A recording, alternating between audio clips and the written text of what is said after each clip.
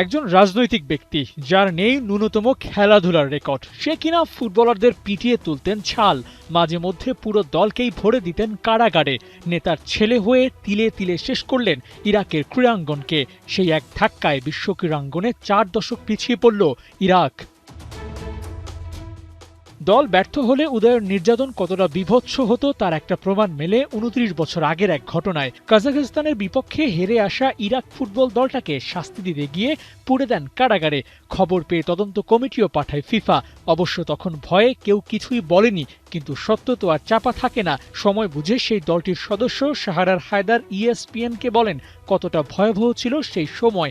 হাতে তুলে নিতেন রড, পিটিয়ে মনের খায়েশ মিটলেই থামতেন উদয়। কিন্তু কে এই উদয় হুসেইন? ইরাকের সাবেক প্রেসিডেন্ট সাদ্দাম হুসেইনের ছেলে। ১৯৮৪ সালে রাষ্ট্রপ্রধান স্বয়ং তাকে নিয়োগ দিয়েছিলেন ইরাকের খেলাধুলার উন্নয়নে।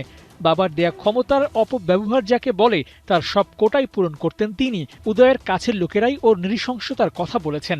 বডি ডাবল লতিফ ইয়াহিয়া ১০ জন ফুটবলারকে নির্যাতন করতে দেখেছেন। তকমা দিতে গিয়ে বলেছেন ওর চেয়ে সাদ্দাম হুসেইনই বেশি মানবিক ছিলেন।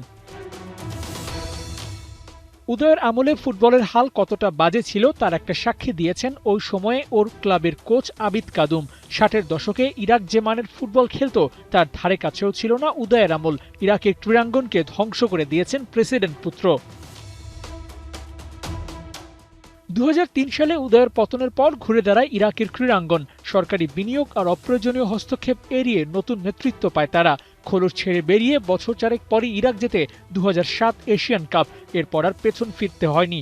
এবার তো বিশ্বকাপেই কোয়ালিফাই করে ফেলে ইরাক, কিন্তু মাঝে কেটে যায় ৯টা বিশ্বকাপ, যেখানে ইরাক অংশগ্রহণ তো করতেই পারেনি, ছিল না আলোচনায়ও।